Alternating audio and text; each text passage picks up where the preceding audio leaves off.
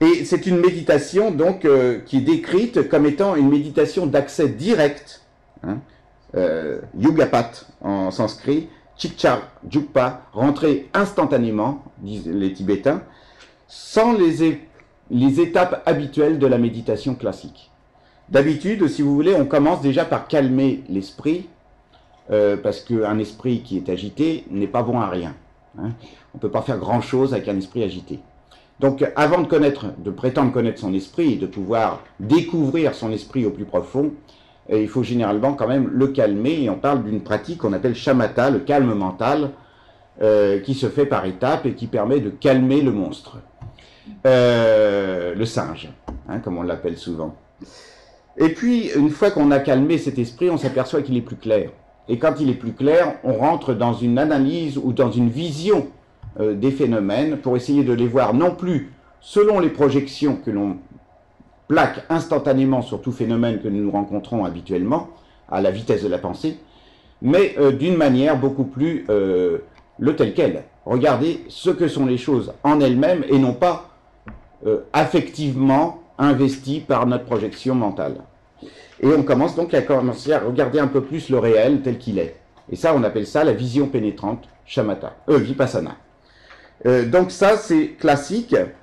Et justement, les tenants du bouddhisme graduel indien, c'est ce qu'ils enseignaient. Hein. Par exemple, Kamalashila, qui était le disciple de Shantarakshita, le premier abbé, enseignait cela, et c'est lui qui était censé débattre avec le maître chinois de cette question: y a-t-il un éveil soudain ou un éveil graduel, hein? Et le maître mot des textes que l'on a de Tunhuang et qui parle du Chan parle beaucoup de non-discursivité, hein? Non-pensée, non-discursivité, avitarka, wunyen en chinois, mitokpa en tibétain. Et c'est là-dessus qu'il va y avoir beaucoup de malentendus dans la culture tibétaine à ce propos. Parce qu'il est dit que dans cet état, dans cette non-discursivité, toutes les vertus transcendantes qui sont habituellement développées pour la compassion, pour le bien des êtres, etc., n'ont pas besoin d'être accomplies en dehors de cet état. Dès l'instant où on est dans cet état de non-discursivité, tout est présent. Hein, c'est un peu l'idée de cette école qui est instantanéiste. Évidemment, ce n'était pas du goût des Indiens, ni des Tibétains qui suivaient les Indiens, qui eux disaient qu'il fallait au contraire accumuler mérite et sagesse d'une façon longue, de façon à dégager petit à petit l'esprit de ses souillures pour arriver petit à petit à entrevoir l'éveil. Et donc là, on était plutôt dans l'accès vraiment direct, coupé, tranché à travers les voiles de l'esprit et accéder directement à l'état qu'on appelle la nature de l'esprit, qui n'est pas l'esprit. Hein. La nature de l'esprit, c'est le fond sans fond de l'esprit. C'est la partie inconditionnée de notre esprit. Notre esprit, celui avec lequel on travaille habituellement, il est conditionné. Il est conditionné par tout un tas de choses. Nos souvenirs, nos émotions, tout ce qui nous traverse, toutes les traces des expériences passées. Et donc c'est un esprit réellement conditionné. C'est pour ça qu'on n'en est pas le maître. Mais il y a une partie sous-jacente à cela qui est inconditionnée et qui est le véritable esprit. Et c'est ça qu'on cherche dans ces chemins. Hein. Et parce que c'est un esprit inconditionné, c'est un esprit libre. Hein. Et c'est un esprit éveillé, qui connaît les choses sans aucune limitation. Et donc c'est complètement autre chose que ce que nous avons l'habitude de connaître dans notre esprit, qui cogite, qui s'émeut, qui conçoit beaucoup de choses, mais qui finalement n'est pas en prise avec la réalité brute. Donc c'est un peu de ça qu'il s'agit. Et donc par exemple dans le Pélio-Tibétain 116, il y a un traité qui est attribué à Oshang Mahayana, le maître chinois, qui dit: quand on repose dans la non-discursivité, on a complètement abandonné les trois mondes, de sorte que la grande générosité est déjà parachevée. Quand on repose dans la non-discursivité, les fautes liées aux trois portes, c'est-à-dire le corps, la parole, l'esprit, ne se produisent plus, de sorte que la grande discipline est parachevée. Quand on repose dans la non-discursivité, on persévère sans produire de représentation mentale, de sorte que la grande patience est déjà parachevée, etc., etc. Donc les paramitas, qui sont les vertus transcendantes, que le bodhisattva s'efforce d'accumuler au cours d'un long cheminement, normalement, Là, on dit que dans cet état, tout y est parfait et qu'il n'y a rien à faire de plus que de demeurer dans cet état. Hein. Alors, on peut comprendre évidemment que il suffirait de cesser de penser pour qu'il se manifeste sans effort toutes les qualités éveillées, comme les paramitas, et c'est le défaut que les opposants indiens ont reproché à Aushang Mahayana. Mais celui-ci, par ailleurs, il dit quand même, lorsque vous pénétrez dans l'absorption même, si vous observez votre esprit, vous n'y trouverez aucune intention mentale, et c'est cela qu'on appelle absence de pensée. S'il se produit cependant un mouvement dans l'esprit conceptuel, soyez-en conscient. Si vous vous demandez comment vous pouvez en être conscient, n'analysez pas cet esprit qui se meut. Ne l'analysez pas comme mouvant, ni comme immobile. Ne l'analysez pas comme étant existant, ni comme étant inexistant. Ne l'analysez pas comme étant vertueux ou non vertueux. Et ne l'analysez pas non plus comme étant souillé par les passions ou comme étant pur. N'analysez ainsi aucun phénomène mental. Si vous êtes présent de cette manière à l'esprit mouvant, il s'avérera dépourvu de nature propre. C'est cela la pratique de la voie du Dharma. Donc on voit que c'est beaucoup plus subtil que ce que ses opposants ont reproché au Chan, effectivement. Autrement dit, cette déclaration nous montre qu'il faut plutôt interpréter l'état de non-discursivité comme une absence d'intention et de pensée, au sens de, comme le disent les Prajna Paramita, pas d'esprit dans l'esprit.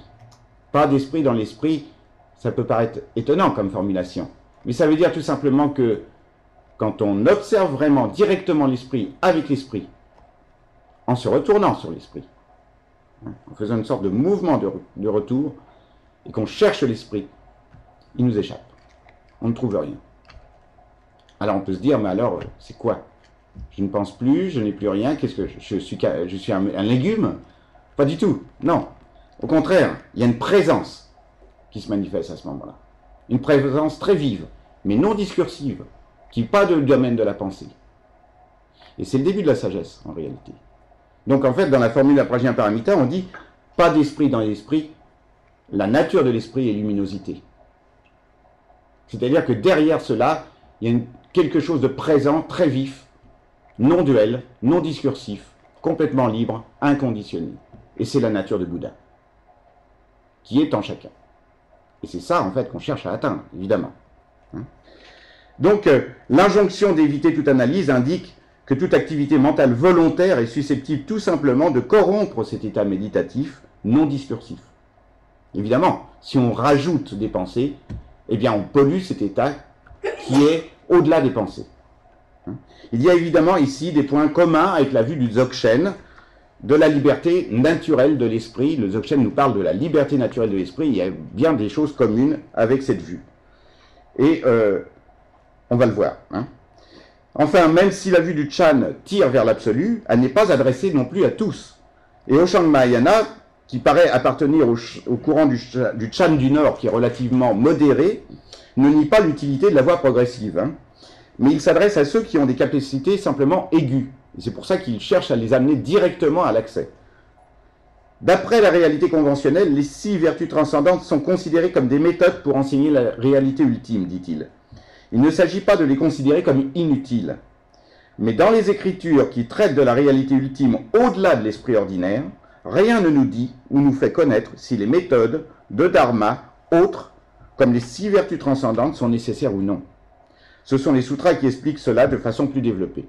Donc ce qu'il a l'air de dire, c'est qu'il n'interdit à personne de penser qu'il est important de pratiquer la vertu en dehors de la méditation. Mais que pour ceux qui sont capables d'aller directement à la nature de l'esprit, il n'est pas nécessaire de pratiquer les vertus en dehors. Et ça, c'est une position très proche du Dzogchen. Il y a d'autres maîtres Chan qui sont présents au Tibet à cette époque-là. Il y a même un Coréen qui s'appelle Kim Hu, et qui est fondateur d'une école du Chan du Sud à Chengdu. Et il y a d'autres Chinois comme Wu Chu, qui est disciple du précédent, un certain Lu Shenchi, et puis d'autres. Et il est cité souvent un maître qu'on appelle Dharmotara dans les textes, ou alors Dharmotara ou Bodhidharmotara. Et en fait, ce n'est jamais ni plus ni moins que le fameux Bodhidharma, qui est le premier maître qui a enseigné le Chan selon la tradition Chan en Chine. Donc on a tout cela en tibétain en fait, hein. Ce sont des textes en tibétain. Hein. On trouve aussi un court texte remarquable qui est attribué apparemment à un certain Aklena Yashas, qui est un des maîtres des 23, enfin des patriarches indiens reconnus par la lignée Chan, parce que le Chan se rattache quand même à une lignée indienne. Bien qu'il soit proprement chinois de formation, il faut quand même avoir une légitimité par rapport à l'Inde. Et donc ils se sont retrouvés à se nommer une série de 24 patriarches indiens jusqu'à Bodhidharma. Et ce personnage-là fait partie de ces patriarches. Et on a un court texte qui lui est attribué qui dit « Bien qu'il y ait de nombreux accès au dhyana du grand véhicule, le plus éminent parmi tous est l'entrée instantanée dans le Madhyamika ultime. Dans cet accès instantané, point de méthode. On y cultive simplement la nature de la réalité, où les phénomènes sont l'esprit, et l'esprit est non né. Son caractère non né est sa vacuité, à l'exemple du ciel, et en cela, il ne subsiste aucune sphère d'activité pour les 6 facultés des sens. Ce vide a pour nom présence, et dans cette présence, il n'a rien de tel qu'une présence. » Ça, c'est très intéressant. À part, sous-entendu, hein, il n'y a pas quelque chose de plus. Par conséquent, sans plus stagner dans les connaissances éminentes nées de l'écoute et de la réflexion, cultiver l'état d'égalité des phénomènes. Et comme le fait remarquer un chercheur, je pense hollandais, Sam van Schaick, il y a beaucoup de similitudes entre ce texte et les présentations de la nature de l'esprit dans le Dzogchen. Alors maintenant, le Dzogchen, qu'est-ce que c'est? Eh bien, c'est quelque chose qui apparaît au 8e siècle aussi au Tibet, à côté du chemin graduel. Et on a aussi quelques manuscrits rares de Tunhuang qui nous enseignent le Dzogchen, des premiers manuscrits. Ils sont peu nombreux. Il y en a un qui s'appelle Rigpa Kujuk en tibétain et qui veut dire le coucou de Rigpa, le coucou de la présence, le coucou de la présence éveillée. Ça paraît pas très sérieux comme ça, mais le coucou c'est un animal printanier, donc c'est le symbole d'un éveil. Hein, donc on pourrait aussi traduire plus poétiquement par le printemps de la présence éveillée. Vous voyez ? Et il est très court, il fait 6 vers ce texte. Et il est présenté comme étant une traduction du sanskrit par le plus éminent des traducteurs tibétains, Pagor Verochana. Et il sera inclus plus tard dans les 18 entras du SMD de la section de l'esprit du Dzogchen. Donc c'est un texte important. Un maître contemporain, Namkhai Norbu, le commente assez abondamment. Voilà ce que dit ce texte. Swasti. Hommage à la grande félicité adamantine du corps, de la parole et de l'esprit du vainqueur Samantabhadra, la gloire des gloires. Samantabhadra, c'est le Bouddha primordial. C'est-à-dire, en fait, c'est l'archétype de la bouddhéité. C'est la bouddhéité qui est en nous, dans notre véritable nature. Samantabhadra, ça veut dire l'excellent en tout. C'est le tout bon. Hein? La variété des phénomènes est non duelle, et dans leur multiplicité même, les phénomènes individuels sont dénués d'élaboration conceptuelle. N'allez donc pas penser, c'est ceci ou cela. Les apparences, dans leur totalité, sont toutes ultimement bonnes. Abandonnez l'attitude maladive qui s'efforce de saisir, et demeurez dans la spontanéité, laissant toutes choses dans leur état naturel. C'est une très courte instruction de méditation, finalement, et qui ressemble quand même pas mal à nos textes qu'on a lus un peu avant. Vous voyez, il y a quand même quelque chose de commun.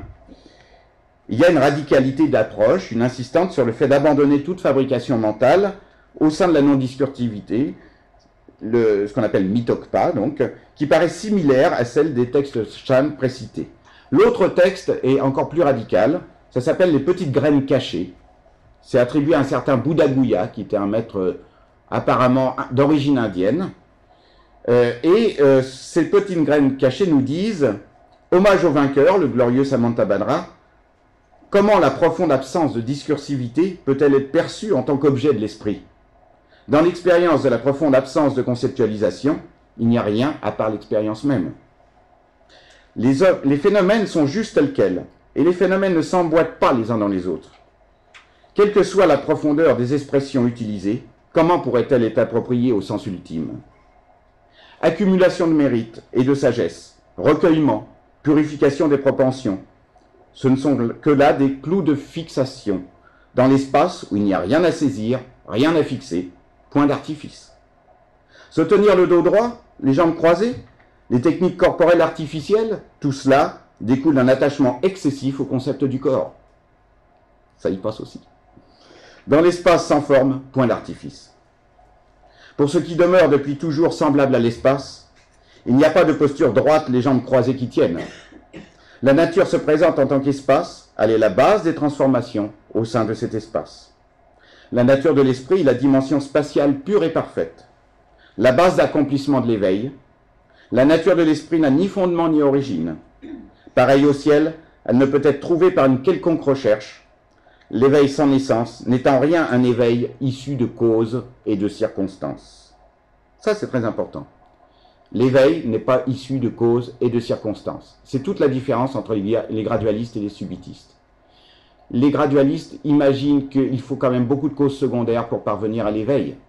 Il faut beaucoup d'accumulation de vertus, beaucoup de purification, et que cet éveil ne se dévoile pas si facilement. Dans l'approche subitiste ou abrupte, on considère que l'éveil, de toute façon, ne peut pas être lié à des causes et des circonstances, puisque c'est la part inconditionnée de notre être. Comment quelque chose d'inconditionné pourrait-il être lié à des causes et des circonstances qui sont des conditions? C'est-à-dire que cet éveil, il est là depuis toujours, il sera toujours là en nous. Il ne peut pas être amélioré par une quelconque pratique, ni dégradé par une quelconque souillure. Donc il est toujours parfait. C'est ce qu'on appelle la nature du Bouddha, elle ne peut pas être imparfaite. Et elle est là depuis toujours. Seulement, nous n'y avons pas accès. Parce qu'elle est recouverte par les scories de toutes les accumulations de pensées, d'obsessions, de tout ce qui nous traverse comme conditionnement, justement, et qui sont accumulés à travers notre petit esprit. L'esprit de surface. Celui qui recouvre tout. Qui est un peu comme une sorte de, vous voyez, une radio qu'on mettrait en sourdine et qui serait tout le temps en train de faire son petit brouhaha. Et qui nous empêche d'entendre le silence du véritable esprit. Et donc, il faut arriver à avoir un accès direct à cet esprit. Il faut trancher la radio en quelque sorte. Il faut lui mettre un coup de marteau sur la tête, et puis on n'en parle plus. Ça, c'est un peu l'idée subitiste. On ne va pas se faire des politesses à la radio, essayer de diminuer le son petit à petit, etc. Vous voyez, on va vraiment, voilà, on prend la radio et on la casse. Bon, c'est une autre manière de faire, un peu plus tranchée. Donc voilà, ça c'est les deux aspects effectivement qui se rencontrent et qui se ressemblent. Et on pourrait se dire à première vue que ces textes qui semblent vraiment se distinguer aussi de la littérature, non seulement du Mahayana classique, mais du Tantra, qui sont semblables. Et on n'hésiterait pas, en plus, parce que ces textes même du Dzogchen, parfois, n'hésitent pas à critiquer la tradition même tantrique. Donc on pourrait se dire, notamment dans le Kunje Gyalpo, qui est un texte important, un tantra du Dzogchen, où on verra plus tard que, effectivement, les tantras eux-mêmes sont critiqués comme étant des méthodes fabriquées, utilisant l'esprit ordinaire, pour atteindre l'esprit non ordinaire. Et que c'est absurde d'utiliser l'esprit ordinaire pour arriver à le couper et arriver finalement à un état qui est non conceptuel. Et donc, on peut se dire qu'effectivement, il doit y avoir quelque chose entre eux. Il doit y avoir une filiation, parce que c'est quand même un discours qui se ressemble. Mais ça se complique, parce que les choses ne sont pas plus simples, sont pas si simples que ça. Parce que le Dzogchen existe aussi dans une autre tradition que la tradition bouddhiste. Elle existe également dans la tradition qu'on appelle Bompo, qui est une tradition religieuse au Tibet, qui est parallèle au bouddhisme orthodoxe, et qui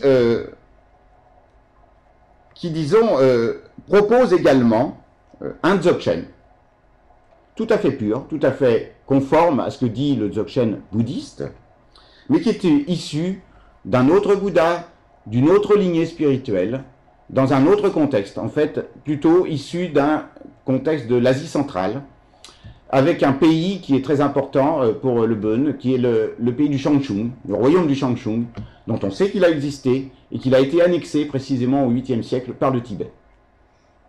Et qu'il y avait donc là toute une culture religieuse qui s'était développée, qu'on appelle le Bön, et qui contient non seulement des enseignements qui sont des enseignements antérieurs au bouddhisme, certains de type chamanique, d'autres de type animiste, etc., mais aussi un certain nombre d'enseignements qui sont proprement bouddhistes, mais qui sont liés à d'autres lignées et à d'autres Bouddhas, et qui ne sont pas le Bouddha historique indien.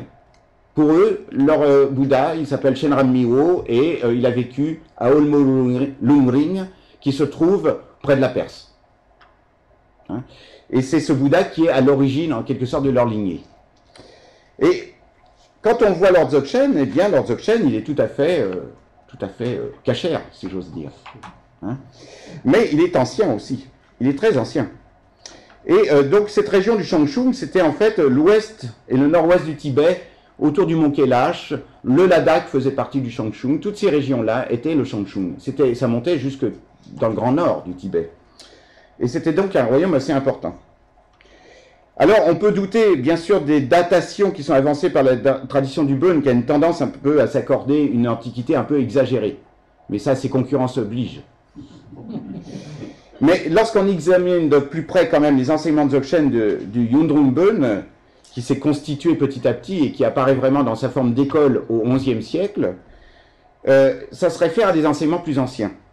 Et on peut y distinguer un fond d'enseignement ancien qui est représenté par notamment le cycle du Shangchung Yengu, la tradition orale du Shangchung, qui est un cycle d'enseignement purement Dzogchen, et par un certain nombre d'enseignements terma, des textes trésors, qui ont été redécouverts au Xe et XIe siècle suite à des persécutions, notamment le Gapa Gukor, qui est donc les 9 cycles cachés, et puis d'autres cycles, qui revêtent des caractéristiques différentes en même temps, quand même, malgré tout, des cycles Dzogchen, Nyingmapa, c'est-à-dire de l'école bouddhiste correspondant.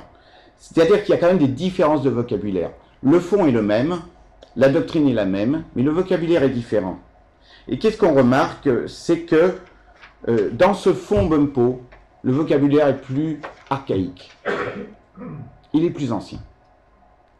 Il y a des méthodes qui, chez les bouddhistes, vont être nettement distinguées. Là, elles ne sont pas complètement distinguées. Elles sont traitées ensemble. Et ça, cet état plus simple du Dzogchen, on ne peut pas s'empêcher de penser que c'est plus ancien. Et donc, évidemment, après, il y a eu des échanges entre les deux traditions, et chacun a échangé les bonnes choses de l'un et de l'autre se sont échangées, si vous voulez. On pourrait dire qu'il y a une formulation du Dzogchen Bumpo qui a intéressé à un moment donné les Nyingma, et il y a des gens qui ont fait le passage, qui ont traduit en termes Nyingma des choses qui venaient des Bumpo. Ils se le sont appropriés et ensuite ils l'ont finalisé. Et quand ça a été finalisé, les Bumpo, vers le XIIIe siècle, se sont dit « Ah, c'est pas mal, c'est peut-être encore plus clair », et se le sont réappropriés. Et ça a donné ce qu'on appelle le Bon Nouveau, le Bonsar, qu'on accuse d'être très proche du bouddhisme. Mais en réalité, certaines parties du Dzogchen, qui apparaissent donc proches du bouddhisme dans le Bonsar, c'est quand même les bonnes qui l'ont apporté au Dzogchen au départ. Hein? Donc il faut comprendre que tout ça, et c'est pas facile d'y voir qui est clair, parce que en fait, dans cette histoire, étant donné qu'il y a concurrence entre les deux écoles, ça se fait en catimini, et personne n'est clair sur les emprunts. Historiquement, on s'y retrouve pas. Donc il faut analyser les textes, dépioter les textes, et on s'aperçoit que des fois il y a des copier-coller. Ça existait déjà à l'époque. Il y a des copier-coller de textes Bumpo anciens dans des textes Nyingma, et ça on en a trouvé plein. Samten Karmé en a trouvé au moins une quinzaine, mais conséquents, mais il y en a aussi dans l'autre sens. Donc voilà, ça c'est la situation. Donc là, la tradition du Shangchung, orale du Shangchung, elle a été véhiculée par une lignée, d'après les Bumpo, monolinéaire de 25 mètres du Shangchung jusqu'à Tapiriza, qui est un maître qui a transmis l'enseignement à un certain Nanzer Lepe au 8e siècle, qui était un maître du Shangchung qui était contemporain de Trisong Detsen. Et à partir de ce moment-là, le cycle est fixé par écrit, mais en langue du Shangchung. On sait à l'heure actuelle que la langue du Shangchung n'est pas une fiction des Bumpo, elle existe vraiment. On reconstitue un vocabulaire considérable maintenant de cette langue, dont on a cru que c'était une invention des Bumpo pour se donner une antiquité. Vous voyez jusqu'où on est allé. hein, en suivant les bouddhistes qui le disaient, évidemment. Hein, pour perdre la concurrence, on sait faire. Hein, les Tibétains savent faire. Ils sont très forts. Il y a encore des gens, il y a encore des lamas tibétains, mais un peu curés de campagne, vous voyez, pas très érudits, ni très fins, qui continuent à raconter, même des fois en Occident, que les Bonpo font de la magie noire et qu'ils sacrifiaient des petits-enfants. Hein, ça élimine la concurrence facilement. Donc, c'est passé ensuite par des lignées qui ont continué au Shangshung et jusqu'à un certain Punsen Chempo qui, lui, a traduit ses enseignements pour la première fois en tibétain vers le Xe siècle. Et ensuite, ça a été finalisé par un dernier maître au XIIe siècle. Et donc, le Shangshung Nyengu, à l'heure actuelle, évidemment, date du XIIe siècle dans sa finalisation.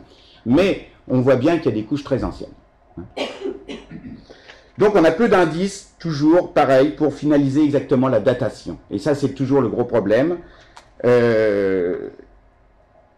On a quand même des textes de certaines lignées. Il y a une lignée notamment d'instruction par l'expérience méditative de maître à disciple, ce qu'on appelle un Nyamgu, dont on sait qu'il date au moins du Xe ou XIe siècle, tout simplement parce que, moi-même j'en ai parlé avec un des grands représentants de cette tradition, le Pontenzin Namdak, qui m'a indiqué que leur rédaction première, c'était assez difficile à lire parce que, en fait, ils ignoraient les règles grammaticales du tibétain classique qui avait été énoncé normalement par un ministre de Songtsen Gampo au VIe siècle. Hein. Et donc, en fait, il n'y a pas les règles grammaticales qu'il y a dans les traités tibétains classiques, y compris ceux que je vous ai lus tout à l'heure. Donc là, ça veut dire que c'est vraiment très ancien. Il y a quelque chose d'ancien. Et en fait, il m'a raconté une histoire, c'est qu'il s'est fait engueuler par James Smith, qui est mort l'année dernière, malheureusement, qui était certainement un des plus grands tibétologues du milieu universitaire, mais qui a sauvé tous les grands manuscrits tibétains de la perte en les scannant systématiquement grâce à un fonds américain d'une fondation. Donc c'est vraiment quelqu'un qui a fait beaucoup pour la préservation de la transmission tibétaine et puis de la connaissance des textes. Et James Smith l'avait un petit peu engueulé un jour où il le voyait corriger ses textes. Parce que, évidemment, le Pontenzin Namdak, il sait très bien qu'il est le dernier des Bonpo érudits, il a 85 ans maintenant, 84, 85 ans. Donc il est le dernier à connaître ça, et à savoir lire ces textes.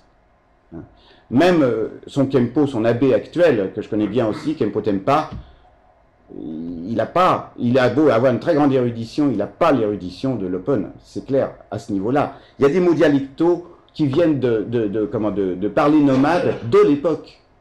Comment voulez-vous qu'on les connaisse encore à l'heure actuelle, hein? Donc il n'y a que lui qui les connaît. Donc du coup il corrigeait parce que pour qu'on puisse quand même lire ces textes maintenant, en tibétain lisible. Et évidemment James Smith lui a dit, mais vous êtes en train de faire disparaître les preuves de l'antiquité de ces textes. Vous voyez? Donc voilà, ça c'est une petite parenthèse.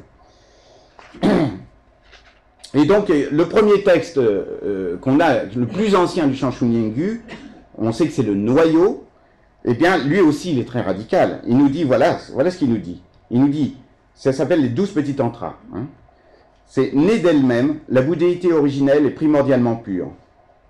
Tous les phénomènes et les êtres qui les perçoivent sont la nature de votre esprit. Non, pardon. Je dis n'importe quoi. Né d'elle-même, la bouddhéité originelle est primordialement pure. Tous les phénomènes et les êtres qui les perçoivent, c'est ça, les phénomènes, hein, sont la nature de votre esprit, et rien d'autre. Par conséquent, voyez que toutes choses sont surgies d'elles-mêmes. Ayant dit cela, entourage. La sagesse de la présence intrinsèque émerge en vous, et vous réaliserez donc par vous-même la sagesse surgie d'elle-même. Il dit encore, la présence intrinsèque authentique est la base universelle de tous les phénomènes. Sans effort ni progression, la voie est spontanément parachevée. Le fruit est en lui-même spontanément parfait. Il n'y a rien à voir dans le sens ultime et authentique. Il n'y a rien à méditer dans le sens ultime et authentique. Il n'existe aucune conduite à tenir dans le sens ultime et authentique. L'exemple de l'esprit est le ciel. Le signe de l'esprit, c'est la nature même de l'esprit. Le sens de l'esprit, c'est la nature réelle de tous les phénomènes. Dans la dimension de la réalité sans naissance, réside la sagesse imbloquable. C'est la sphère unique, dépourvue à la fois de naissance et de cessation. Tel est le prologue, l'esprit pur et parfait, la sphère unique, merveille. Voilà. Ce genre de texte très court, évidemment, il faut des commentaires pour le comprendre entièrement. Mais bon, c'est... Voilà. Donc on a vraiment encore quelque chose de la même teneur. Et là, on ne peut pas dire que c'est l'origine chinoise. Déjà. Donc, on ne peut pas, pour l'instant, encore dire réellement, il n'y a pas quelque chose de décisif qui nous permet de trancher vraiment en toute objectivité d'une antériorité quelconque de l'un ou de l'autre des deux systèmes de Dzogchen existants chez les bouddhistes et les Bonpo. Le fait qu'à Tunhuang n'ait été retrouvé que quelques manuscrits de SMD, de la catégorie de l'esprit du Dzogchen bouddhiste, n'est pas une preuve suffisante pour conclure que le Dzogchen SMD était antérieur au Shanshu Nyingyu. En revanche, on trouve dans le cycle du Shanshu Nyingyu finalisé, donc à partir du XIe, XIIe siècle, des éléments complets à teneur ancienne d'une pratique Dzogchen qu'on appelle déjà, dans ce cycle-là, Ösel Gompa, méditation sur la claire lumière, ou plutôt méditation de la claire lumière. Et qui, ces éléments d'une méditation de la luminosité ne sont pas encore nettement séparés de l'approche méditative d'accès direct à la nature de l'esprit. On considère que ça va ensemble. C'est-à-dire que si on accède directement à la nature de l'esprit, eh bien la luminosité se manifeste. Et alors que plus tard, chez les Nyingmapa, et aussi chez les Bonpo plus tard, on va séparer les deux phases de la pratique. D'abord une phase d'accès direct à la nature de l'esprit, pour commencer à se familiariser avec cette nature de l'esprit, de façon à pouvoir la stabiliser, et ensuite seulement on pratique des pratiques visionnaires, qui permettent d'accéder à l'éveil complet en une seule vie. Et ça c'est typique du Dzogchen, et c'est seulement dans le Dzogchen qu'on les trouve. Nulle part ailleurs dans le bouddhisme ce n'est existant. C'est ce qu'on appelle donc les deux pratiques, on les appelle Trekche, qui veut dire en quelque sorte laisser les tensions de l'esprit se dénouer d'elles-mêmes pour accéder à la vraie nature de notre esprit inconditionnée. Et puis l'autre pratique, la deuxième, la luminosité, c'est ce qu'on appelle Tegel, ça veut dire le saut transcendant, c'est-à-dire le dépassement complet de tous les stades possibles de progression pour aller directement à l'essentiel. Et ça se fait à travers des visions lumineuses qui sont en fait l'expressivité de la nature de l'esprit. Et donc ça, on les a déjà dans le Shanshu Nyingyu, alors qu'on ne les a pas dans le SMD, quand même. Et ça laisse quand même planer le doute sur la possibilité, parce que en fait, le Tegel lui-même va apparaître sous le nom de Tegel plus tard dans les textes donc Nyingmapa, donc bouddhistes, un peu plus tard, vers le XIIe siècle, pas avant. Et en fait, ils apparaissent sous une forme déjà très technique. Alors que dans le Shanshu Nyingyu, ça paraît beaucoup plus naturel. Donc c'est plus sophistiqué, donc plus récent. Et il est très probable que c'est par le Dzogchen Bonpo que les pratiques de luminosité, qui viennent peut-être de la Perse ancienne, parce qu'en Perse, il y avait des pratiques de contemplation de la lumière, de contemplation du soleil, etc., probablement, sont passés dans le Dzogchen à travers la tradition Bonpo, ont été récupérés ensuite par les Nyingma et ensuite ont été partagés par toutes les traditions Dzogchen. Très probablement. Le problème, c'est qu'on n'en aura jamais de preuve puisqu'on n'a pas de texte persan de l'époque, étant donné que l'islam est passé par là et a détruit énormément de textes du zoroastrisme. Et les zoroastriens actuels, ils ne sont pas nombreux, je crois que je ne sais plus combien ils sont, 70 000 ou quelque chose comme ça en Perse, enfin en Iran à l'heure actuelle, et puis les Parsis en Inde, mais ils n'ont pas vraiment le souvenir de toutes les pratiques du zoroastrisme. Vous voyez, il y a une bonne partie des choses qui se sont perdues. Donc c'est très difficile de vraiment présupposer, mais avec les travaux d'Henri Corbin sur le corps de lumière dans le soufisme iranien, on a une petite idée quand même que l'idée d'un corps de lumière, par exemple, existait dans la tradition iranienne. Or, le corps de lumière, c'est le résultat ultime du Dzogchen. Quand on a fait ces pratiques de vision, à la fin, le pratiquant, ultimement, à la fin de sa vie, montre sa réalisation spirituelle parce qu'il ne laisse pas de corps matériel. Son corps se dissout en luminosité. Donc ça, c'est aussi quelque chose de très spécifique aux Dzogchen, et c'est les premières mentions qu'on a de cela, c'est chez les Bonpo. Donc, ça laisse beaucoup de questions, et vous voyez, c'est quand même une question très vaste et très riche. Hein. Alors maintenant, il y a des similitudes et des différences dans les sources et dans les méthodes de pratique en réalité, si on y regarde de plus près, entre le Chan et le Dzogchen. Bah déjà, il n'y a pas de pratique de luminosité dans le Chan. Bon, donc déjà, ça, c'est une différence. Il y a une ressemblance dans les méthodes de pratique, oui, dans la vue qui est avancée dans les textes, mais si on y regarde de plus près, c'est pas si évident que ça. Hein. D'abord, les textes Chan, malgré tout, même si s'ils se proclament une transmission spéciale en dehors des écritures, aucune dépendance à l'égard des mots et des lettres, pénétrer directement le cœur-esprit de l'homme, contempler sa propre nature et réaliser la bouddhéité, ça c'est la définition donc, qui est donnée du Chan par Bodhidharma lui-même, je crois, c'est en fait quelque chose, on voit bien que quand ils se font attaquer au Tibet, par exemple, par les gradualistes, eh bien, ils répondent à coups de sutras. C'est-à-dire, ils prennent les sutras du Mahayana pour montrer que leur chemin n'est pas erroné. Et ils trouvent des preuves dans les sutras que ce qu'ils disent est dit dans les sutras déjà. Et que c'est une lecture particulière des sutras qu'ils font, mais qu'elle n'est pas du tout non conforme à la grande tradition du Mahayana. Et ils insistent aussi sur ce qu'on appelle le Tathagata-garbha, la nature de Bouddha, qui est proclamée dans un certain nombre de sutras du Mahayana. Donc ils se défendent de cette manière-là, et en plus, le Tathagata-garbha, c'est évidemment l'argument de taille pour justifier l'instantanéité de l'accès à l'éveil, puisque on a tous la nature de Bouddha, on n'y a certes pas accès, mais si on arrive à déchirer les nuages qui nous empêchent d'accéder à notre vraie nature, on y accède, alors à ce moment-là, pas à moitié, mais c'est soit on y accède, soit si on n'y accède pas. Et quand on y accède, c'est complètement, automatiquement. Donc quand on a un aperçu de l'éveil, c'est l'éveil plein et entier. Sauf que comme on a des propensions, des habitudes et des voiles, il se reforme après. Vous savez, comme le ciel bleu, bah, il ne reste pas toujours bleu. Vous avez vu en Belgique souvent, hein, les nuages. Bon, voilà. Donc, c'est normal qu'il faille après retravailler pour stabiliser cet état. Mais l'état lui-même n'a pas besoin d'être stabilisé. Lui, il est toujours parfait. C'est le pratiquant qui a besoin de pédaler un peu pour arriver à dégager son esprit de ce qui l'empêche d'accéder à son état naturel. Hein? Donc, on a quand même un accès, mais en même temps, ça ressemble aux Dzogchen, mais en même temps, on cite beaucoup de sutras. Dans les textes Dzogchen, en revanche, on ne cite jamais les sutras. Jamais. Pourquoi? Ben parce que tout simplement, ce n'est pas une tradition qui se rattache au Mahayana des sutras, mais au Vajrayana, c'est-à-dire au véhicule des tantras et au véhicule donc du diamant.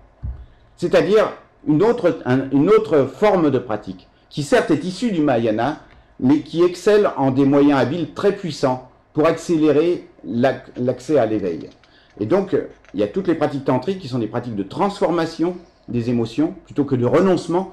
Vous voyez, la différence, c'est que dans les sutras, on renonce aux choses. Les choses qui sont négatives, les poisons de l'esprit, on y renonce. Dans le Vajrayana, le poison, on en fait des médicaments.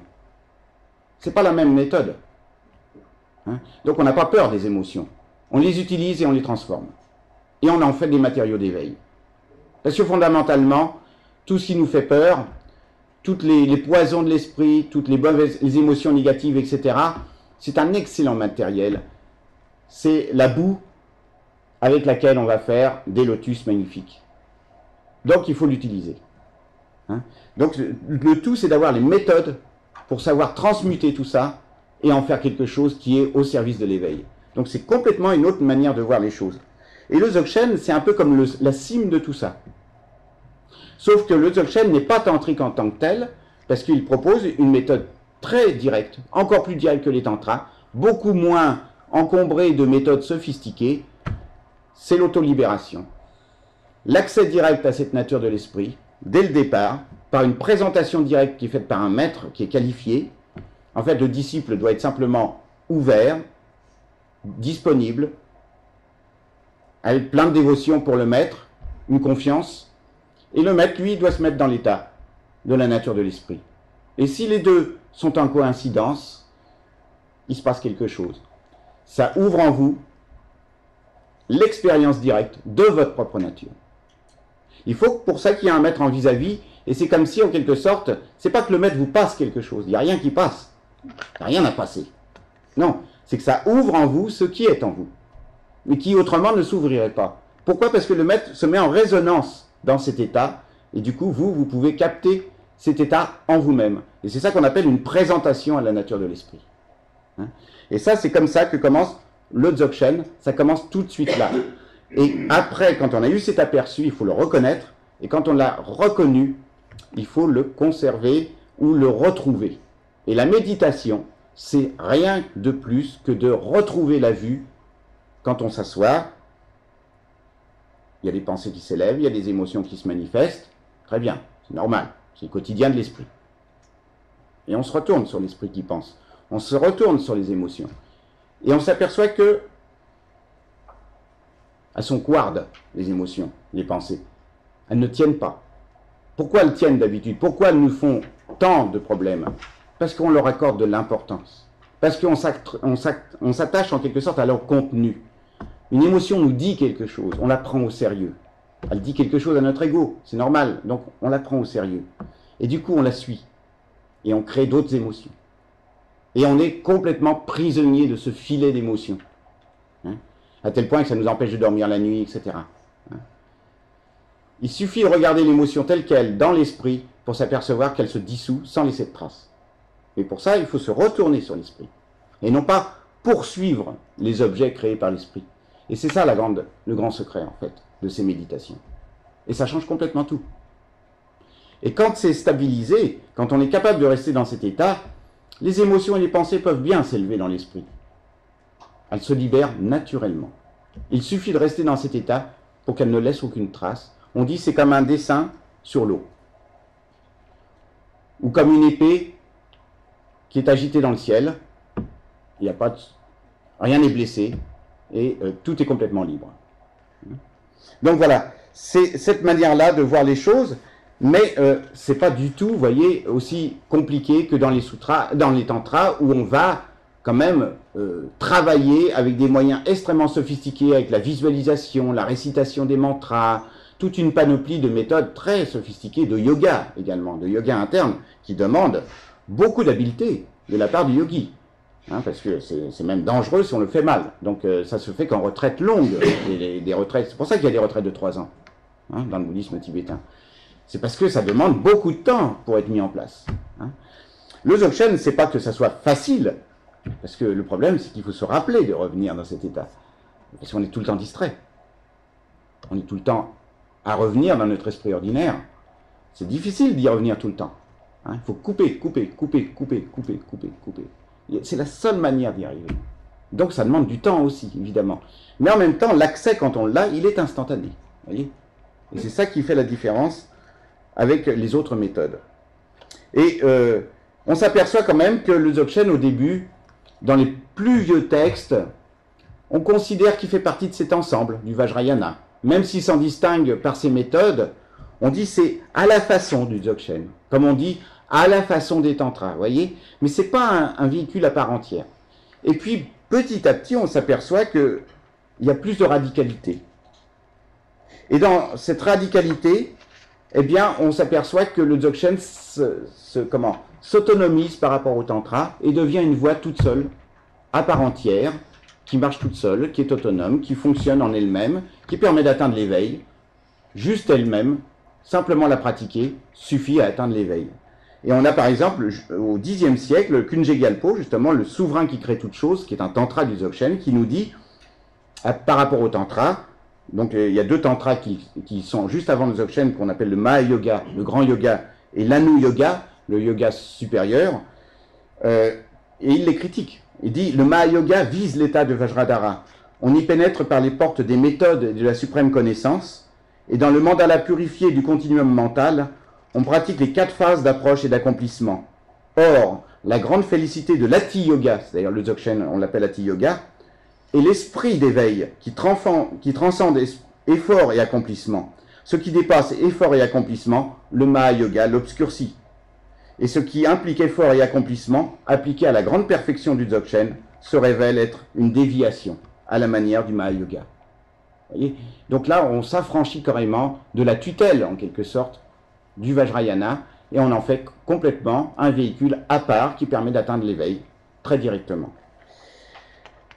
Donc, il y a quand même des différences très nettes. Là, on voit que ça commence à s'éloigner. Vous voyez, le Chan, de son côté, qui est une tradition chinoise, et ce Dzogchen, qui vient de plusieurs sources et qui s'autonomise à partir des tantras, et non pas du Mahayana, comme le Chan fait partie du Mahayana. Il y a quand même des très grandes différences, vous voyez. Et donc, si on regarde aussi les méthodes, les méthodes, en fait, elles sont pas... on parle souvent, par exemple, du caractère subitiste du Chan, et puis du Dzogchen, des fois, on dit aussi. Mais c'est un faux problème. Parce qu'en fait, il y a des gens qui sont à différents niveaux spirituels. Il y a des gens qui sont mûrs spirituellement, c'est-à-dire qui ont beaucoup travaillé avant, dans les vies antérieures, puisqu'on parle de plusieurs vies dans le bouddhisme. Et ceux-là, quand ils arrivent dans cette vie et qu'ils ont suffisamment travaillé, eh bien, ils peuvent avoir un accès direct et y rester.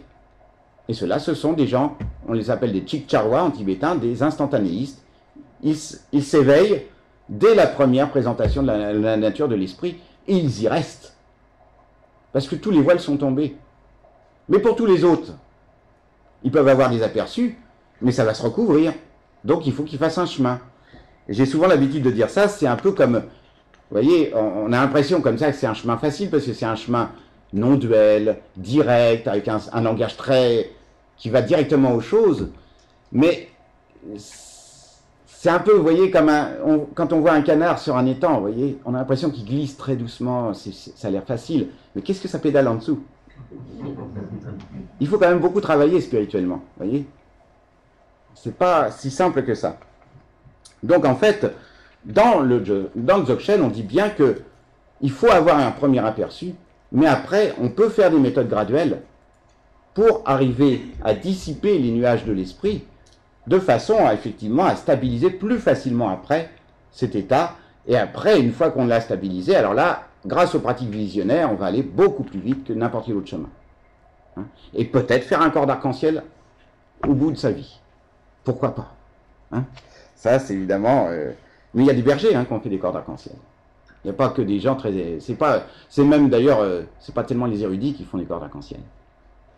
C'est plutôt ceux qui ont reçu directement les méthodes et qui les ont pratiquées tranquillement, silencieusement, sans rien dire, sans être dans des monastères, parce que c'est très mondain les monastères.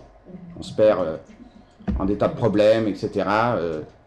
Il faut fuir les monastères. Au Tibet, les grands mystiques, ils fuyaient les monastères. Personne ne restait dans les monastères. Il y avait que les moines qui voulaient bouffer et faire des promotions, ou alors apprendre quelque chose. Mais sinon, on ne restait pas dans les monastères. Enfin, du moins, ceux qui voulaient vraiment pratiquer, ils partaient. Donc voilà, il y a quand même un aspect graduel. Et puis, même dans le Chan, il ne faut pas croire qu'il n'y a pas besoin d'une gradualité. Par exemple, Tsongmi, qui est un grand maître Chan du 9e siècle, je crois, lui disait « éveil soudain, culture graduelle ». Parce qu'une fois qu'on a eu un aperçu de l'éveil, parce que dans le Zen, on parle souvent du Satori, du Chan. Dans le Chan, on parle du Satori ou du... Bon, ce Satori, cet éveil soudain, c'est un aperçu qui nous dit qu'on y est. Oui, le maître confirme que c'est bon, d'accord. Mais en général, dans les biographies, il ne faut pas croire, les maîtres, une fois qu'ils sont confirmés, ils partent 10 ou 15 ans dans la montagne et ils méditent. Et c'est seulement après qu'ils sont autorisés à enseigner. Parce que là, ils ont stabilisé. Mais ce n'est pas tout de suite, en général. Voyez. Donc, en fait, il y a une place pour une certaine graduation, malgré tout, dans tous les chemins. Et tout dépend, finalement, du degré d'avancement du disciple. Donc, c'est un faux problème, cette histoire entre gradualisme et subitisme. Peuvent être subitistes ceux qui le peuvent, sont gradualistes tous les autres. Puis voilà, la belle affaire. Mais on a eu des débats en Chine et au Tibet assez âpres sur cette question. Et donc, voilà. Donc, Les différences, quelles sont donc finalement pour conclure les grandes différences? Eh bien les différences, c'est d'abord des différences de lignées. On n'a pas les mêmes lignées. Le Chan, on connaît ses lignées chinoises. On sait qu'il se rattache à des lignées indiennes, soit. On ne sait pas si elles sont véritablement réelles ou elles ont été inventées après coup. Ça, c'est les historiens qui se battent là-dessus. Peu importe. Mais ils ont leurs lignées qui sont chinoises. Bon. Et les maîtres qui sont arrivés au Tibet avaient des lignées chinoises, ils venaient de lignées chinoises, ils instruisaient selon leur lignée chinoise. Dans le Dzogchen, il y a aussi des lignées. Il y a la lignée Nyingmapa, qui se rapporte à un certain Garab Dorje, qui était un maître de l'Odhyana, un royaume qui était au nord-ouest du Tibet, et de l'Inde plutôt, nord-ouest de l'Inde, et qui a existé, puisque on sait que par exemple Xuanzang, quand il est allé faire son périple en Inde, il est passé par l'Odhyana. Malheureusement, au 7e siècle, quand il est passé, il y avait que des ruines, parce que les Huns étaient passés par là. Mais il y a eu un royaume là. Donc en fait, ça veut dire que c'est bien antérieur au 7e siècle en réalité, qu'il y a eu ces maîtres, voyez, de la lignée du Dzogchen. Et Garab Dorje a enseigné ensuite à d'autres maîtres, comme Sri Shinga, qui était du Turkestan chinois, mais qui n'était pas un chinois, parce qu'à l'époque, le Turkestan chinois n'était pas chinois. C'était quelqu'un de l'Asie centrale, tout simplement. Puis d'autres maîtres qui étaient soit de l'Odhyana, soit de l'Inde, etc. Et c'est comme ça que les lignées sont parvenues au Tibet. Et puis, il y a les lignées du Shangchung, pour le cas du Dzogchen, du Shangchung, du Dzogchen des Bumpo. Donc on voit bien qu'il y a des lignées très différentes. Donc s'il n'y a pas de lien, on n'a pas un nom commun, ne serait-ce qu'un seul nom qui serait commun dans les lignées. Donc quand même, on ne peut pas dire que c'est une filiation. Hein, c'est pas sérieux. Entre les bouddhismes même et les Bumpo sur le Dzogchen, on a du mal à trouver, on trouve à peine quelque chose. Il y a un certain Shangchung Garab dans la lignée du Shangchung Yengyu, et il y a un Garab Dorje dans la lignée du Dzogchen bouddhiste, et on a émis l'hypothèse que ça pouvait être le même. Mais c'est très très fragile, parce qu'on n'a aucune preuve. Vous voyez ? Bon, il y a quand même une chose aussi quand même, c'est qu'au 8e siècle, il y a deux grands maîtres qui sont des disciples de Padmasambhava, qui sont bouddhistes donc. C'est Pagor Vairochana, le traducteur, et puis Drempa Namkha. Et ces deux maîtres-là sont très importants également dans la lignée du Dzogchen Bumpo. Donc en fait, ils sont devenus bouddhistes, mais ils ont préservé les enseignements Bumpo, parce qu'en fait, à l'époque, il faut dire que l'empereur Trisong Detsen a choisi le bouddhisme, et donc le Bön a été un peu banni. Voyez. Donc en fait, ces maîtres-là, qui avaient la double étiquette, ont préservé les enseignements Bumpo de la persécution, et c'est comme ça qu'on les a obtenus par la suite. Hein. Mais là, on a des gens qui sont des deux lignées, si vous voulez, quand même. Bon. Mais à part ça, si vous voulez, ce sont quand même des lignées qui sont... Voilà. Alors on ne sait pas du tout l'origine exacte du Dzogchen. Est-ce qu'il y a une seule lignée au départ, et puis qui s'est transformée en deux lignées, et qui ont reconvergé par la suite ou pas? On ne sait pas. C'est très difficile de savoir, vous voyez. On nage un petit peu dans une espèce de flou, et du coup, il y a beaucoup d'hypothèses. Ça excite beaucoup les tibétologues, évidemment. Voilà. Donc, rien n'indique donc une filiation entre les différents maîtres des différentes lignées. Et puis, dans les méthodes, on a vu qu'il y a une très grande différence. C'est que le Chan, il a un accès direct à la nature de l'esprit. Le Dzogchen a un accès direct à la nature de l'esprit. Mais le Chan s'en tient à la nature de l'esprit sans parler de la luminosité qui se manifeste dans la nature de l'esprit, tandis que le Dzogchen met un accent sur cette luminosité comme étant une méthode de mûrissement accéléré jusqu'à l'éveil en 3 corps dans cette seule vie et la formation du corps d'arc-en-ciel. Et que je sache, on ne parle pas de corps d'arc-en-ciel dans la tradition Chan ou dans la tradition Zen. Hein. Donc il y a bien une différence entre les deux, et c'est pas parce que, en fait, tout simplement, il y a, je dirais, similitude, que ça signifie identité ou filiation. Hein, il faut toujours bien se méfier de ça. On peut dire en résumé et en conclusion, si vous voulez, que si le Chan et le Dzogchen coexistaient au Tibet au 8e siècle, ça signifie qu'ils ont certes pu interférer, ça c'est pas impossible, mais aussi qu'il s'agissait probablement de deux pratiques distinctes déjà à l'époque. Il n'y a plus guère de spécialistes d'ailleurs pour soutenir encore une filiation directe entre le Dzogchen et le Chan. Il n'y a guère qu'un sinologue, Jeffrey Broughton qui continue à le dire, mais bon, je pense que ça n'a plus tellement de succès, parce qu'il y a beaucoup de gens qui se sont posés ces questions. Hein. Le Chan a été décrié, en plus le Chan a été décrié par les partisans de la voie graduelle mahayaniste indienne. Et les maîtres chinois ont été priés de quitter le Tibet. Mais alors dans ce cas-là, s'il y avait eu une filiation avec le Dzogchen, pourquoi les tenants du Dzogchen n'ont pas été en but à cette opposition des partisans du gradualisme indien à l'époque impériale? Hein? Pourquoi? Sans doute parce que le Dzogchen était une pratique propre au Vajrayana, liée quand même à l'Inde aussi, et non au Mahayana classique comme le Chan l'était. Donc en fait, les gradualistes ont attaqué le Chan sur leur terrain, puisque eux ils étaient mahayanistes. Donc ils attaquaient le Chan sur sa compréhension du Mahayana, ce qui comprend qu'ils se sont battus contre. Mais contre quelque chose de Vajrayana, c'est un autre niveau d'enseignement. Donc en fait, on ne compare pas deux niveaux différents d'enseignement. Donc du coup, le Dzogchen a échappé, ce qui montre bien qu'il n'est pas de la même origine que le Chan. Tout simplement, c'est encore une preuve. Hein.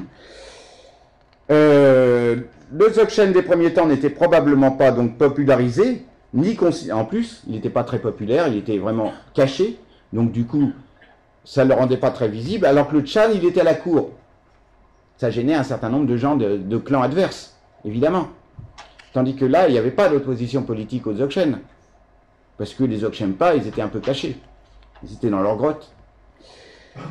Donc voilà, le Dzogchen, lui, il s'est petit à petit autonomisé, il s'est enrichi des pratiques de luminosité probablement à partir du Bön, et puis il a remplacé, comme de cette manière-là, toutes les pratiques tantriques par la pratique de luminosité. Donc il n'y a plus besoin des yogas très contraignants des tantras, on les remplace par cette pratique spontanée de la luminosité dans le Dzogchen, ce qui fait que ça va beaucoup plus vite et avec beaucoup moins d'efforts.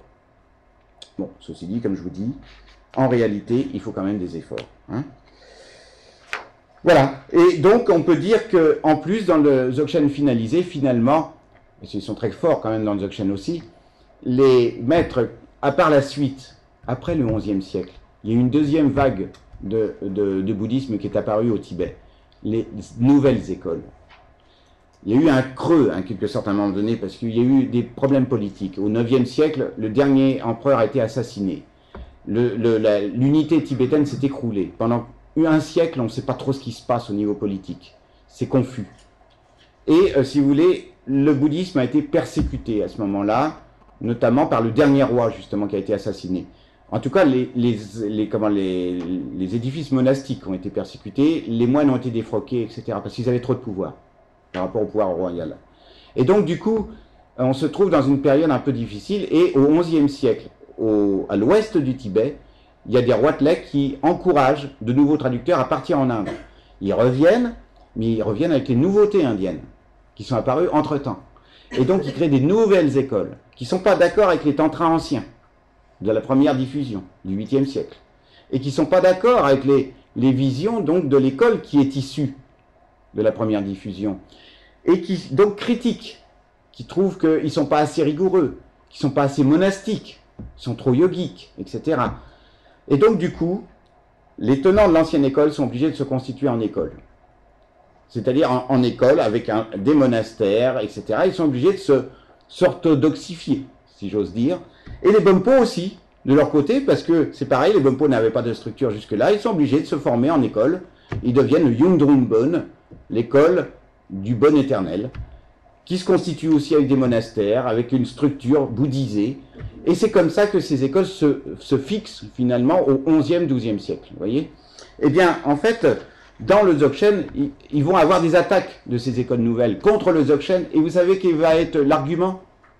Votre Dzogchen, c'est du Chan de Hoshang Mahayana. Ça ressemble trop à Hoshang Mahayana. Et Hoshang Mahayana, il a été expulsé parce que c'était pas le vrai Dharma. Donc votre Dzogchen, c'est pas du vrai Dharma.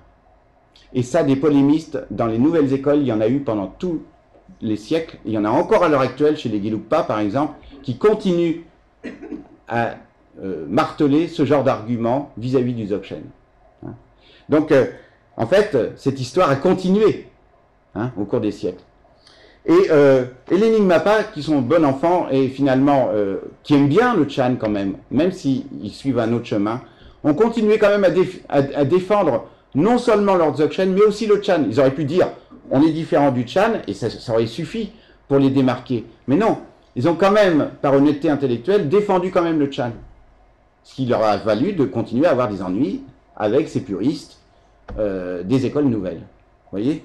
Et donc, en fait, à un moment donné, il y a eu Longchenpa, il y a eu des grands maîtres de l'école Nyingmapa qui ont codifié le Dzogchen et qui l'ont expliqué à la lueur de tout le bouddhisme pour montrer qu'il était conforme au bouddhisme. Et il fallait le faire à un moment donné, ça s'est fait au XIVe siècle.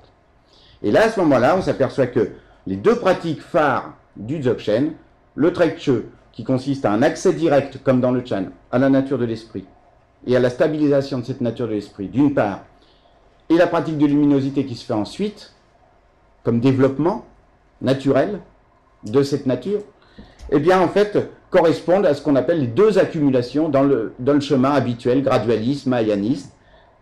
L'accumulation de sagesse, c'est le Trekche, c'est le fait d'accéder directement à sa vraie nature, parce que c'est là que réside la sagesse. Et puis, l'accumulation de mérite, elle se fait tout simplement naturellement dans le déploiement des visions qui se manifestent à partir de cet état naturel.